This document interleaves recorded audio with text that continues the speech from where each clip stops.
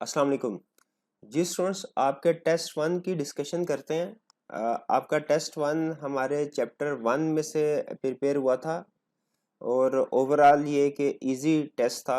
इसमें ज़्यादातर क्वेश्चन भी रिप्रोडक्शन के थे। उम्मीद है आप लोगों की अच्छी परफॉर्मेंस होगी।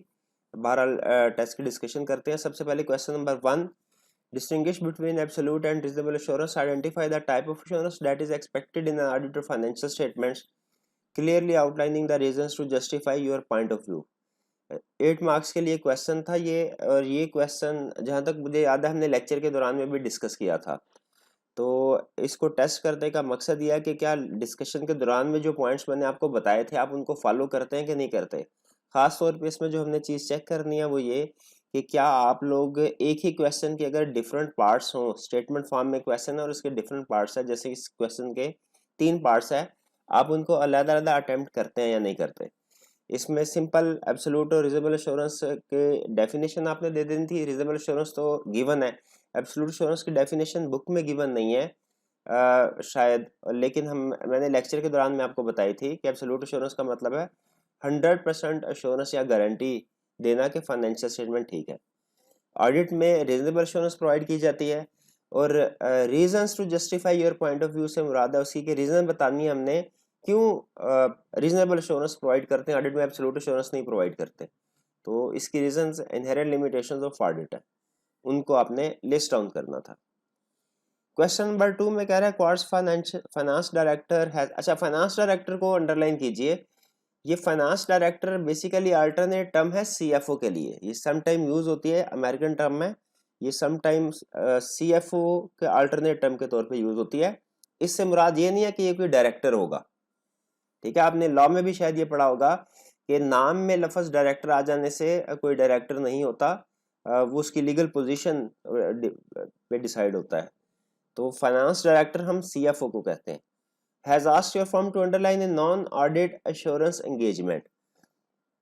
नॉन ऑडिट एश्योरेंस एंगेजमेंट को भी अंडरलाइन कीजिए। अब जरा बताइए इस नॉन ऑडिट एश्योरेंस एंगेजमेंट से उसकी क्या मुराद है। एश्योरेंस एंगेजमेंट की 2 टाइप्स हैं, एक ऑडिट और एक रिव्यू। तो नॉन ऑडिट कह रहा है तो इसका मतलब है ऑडिट नहीं है, तो फिर कौन सी होगी, रिव्यू की एंगेजमेंट होगी। तो ये रिव्यू एंगेजमेंट के कंटेक्स्ट में बात कर रहा है। The audit junior has not been involved in such an engagement before and has asked you to explain what an insurance engagement involves. Audit junior कह रहा है कि मुझे insurance engagement का नहीं पता, explain कीजिए। Required, अब देखिए ऊपर introductory lines थी, हमने असल में देखना है कि रिक्वायरमेंट में क्या कह रहा है। अगर रिक्वायरमेंट में जो चीज पूछ रहा है हम उसको आंसर करेंगे, क्योंकि अभी तक जो क्वेश्चन चला है ना, तो मुझे इससे ये फील हो रहा है कि शायद वो इंश्योरेंस एंगेजमेंट की डेफिनेशन पूछ रहा है, पूछेगा। लेकिन रिक्वायरमेंट में देखिए वो कह रहा है explain the 5 elements of an insurance engagement. तो यहाँ पे मैंने सिर्फ 5 एलिमेंट्स को डिस्कस करना है, मुझे इंश्योरेंस एंगेजमेंट को डिफाइन नहीं करना, क्योंकि वो रिक्वायरमेंट में उसने नहीं पूछा।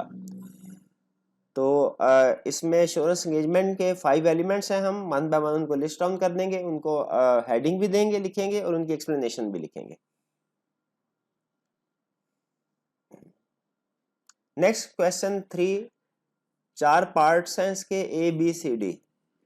पहले कह रहा है कि एश्योरेंस एंगेजमेंट को एक्सप्लेन करना है हमने, सिंपल इसकी डेफिनेशन आ जाएगी।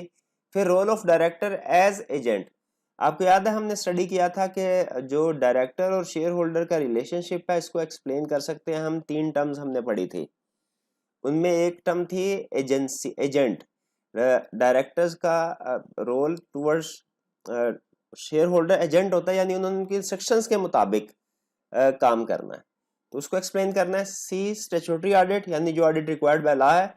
और the benefits of audit to director.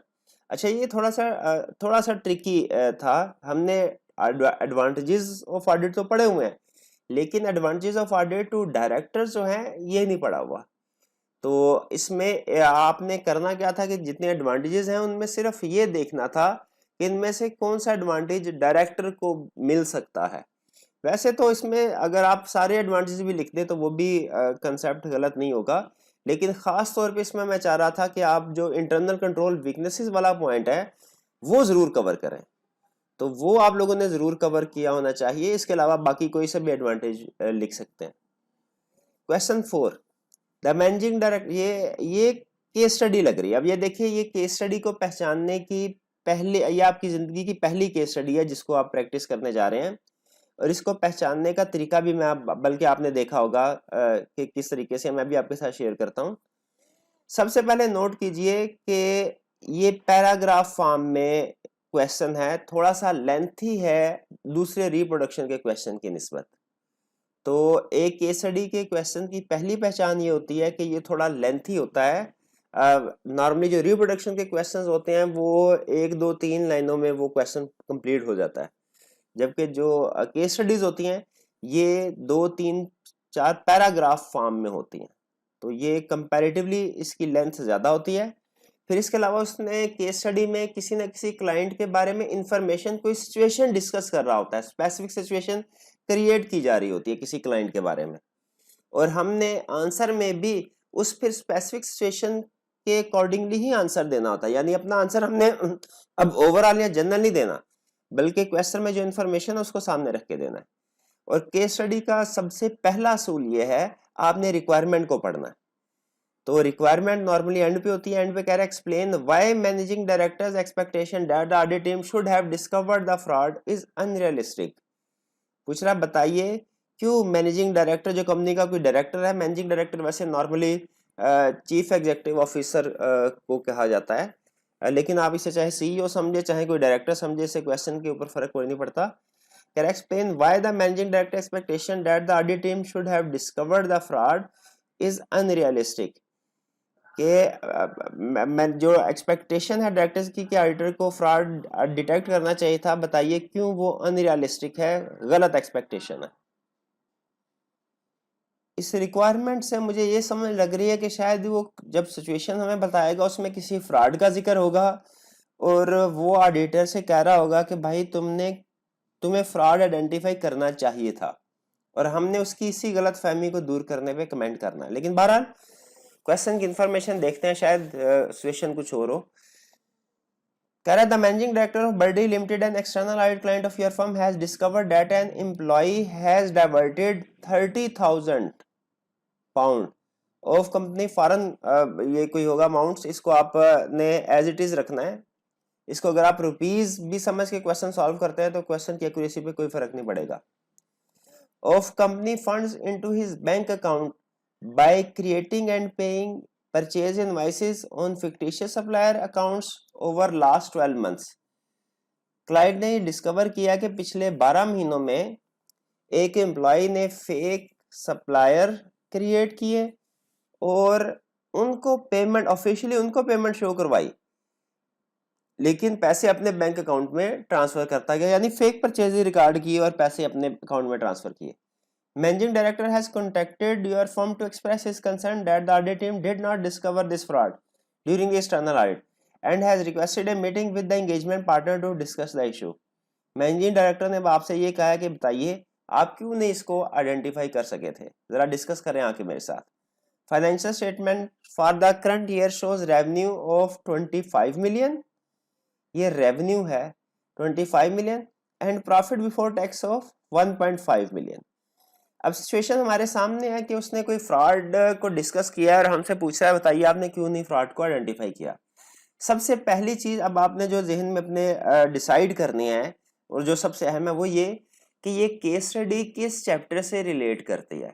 देखिए अभी तो आपको पता है चैप्टर 1 ही आपने कंप्लीट किया है, लेकिन जब हम आगे चलेंगे और इसमें मजीद चैप्टर्स आपके टेस्ट में ऐड हुआ करेंगे तो आपने पहला डिसीजन ये करना होगा, डिसाइड करना होगा कि ये किस चैप्टर के किस कंसेप्ट से के ऊपर केस स्टडी बेस कर रही है।